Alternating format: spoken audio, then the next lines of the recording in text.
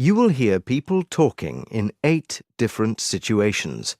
For questions 1 to 8, choose the best answer, A, B, or C.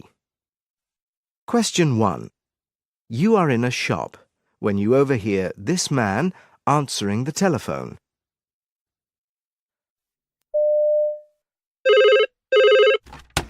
Hello, Hammerstones. Can I help you? Yes, we can take an order. Is it a recent publication?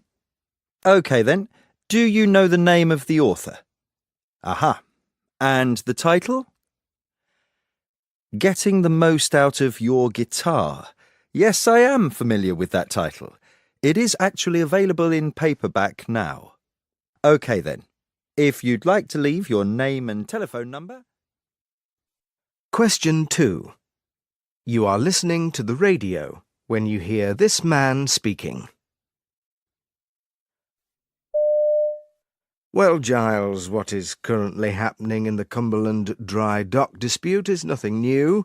There has been a long history of industrial problems in British shipbuilding, and this makes what the minister said wrong on a number of counts. In fact, this statement could be going to cause serious difficulties for the government.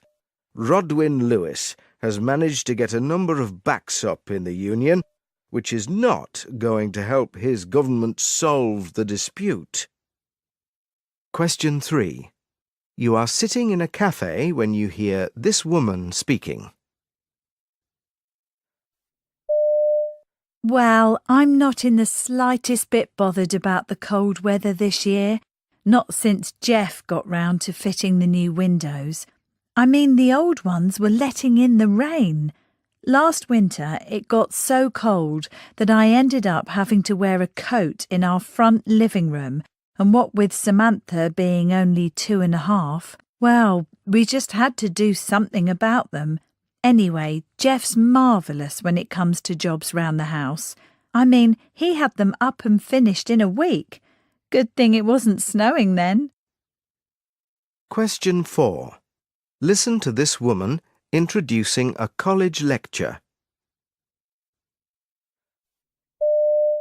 Good evening, everybody.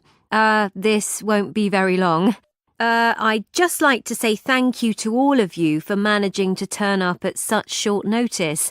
I'm sure you won't be disappointed. I'm sure by now all of you must have heard about Anne's staggering breakthrough in the field of microneurosurgery. And I can tell you, as a personal friend of hers, that Anne started her career right here. So it's very fitting that I should be introducing, right now, Anne Souter. Question 5. You will hear someone talking about soap operas. Nowadays, our TVs seem to be showing soaps every day for most of the day. Soaps from America, Australia, or the continent. The characters tend to be stereotypes, and the plot is often repetitive and predictable.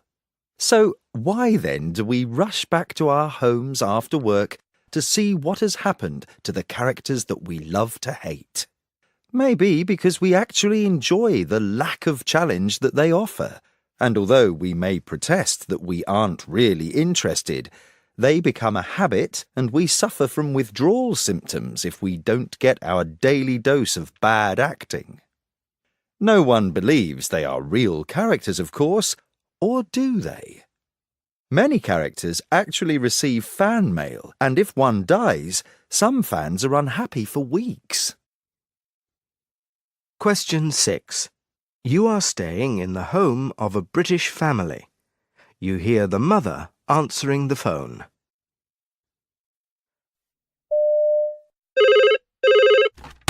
Hello, Sevenoaks 9818. Oh yes, hello, Stephen. No, I'm afraid Audrey's not in right now. Can I give her a message? No, she's not doing anything tomorrow night. Oh yes, I'm sure she'd love that. He's one of her favourite actors. It's just come out, hasn't it? Look, I'll tell her when she gets in to give you a ring, OK? All right, bye. Question 7. Listen to a policeman being interviewed on the evening television news. Well, I didn't so much see the blast as hear it. I was on duty at the time and walking along Tarrant Street when it happened. Of course, I went to investigate and found the remains of a light vehicle scattered over a wide area. There was also some damage to nearby buildings. I immediately radioed the station and requested assistance, and then proceeded to cordon off the street. Fortunately, there was no evidence that anybody had been in the vehicle at the time. Question 8. You overhear this exchange in a major London railway station. Excuse me, did I just hear that the Preston-Lancaster service has been cancelled again? Well, sir, it won't be running today. Would that be because of the snow in the Tring Gap?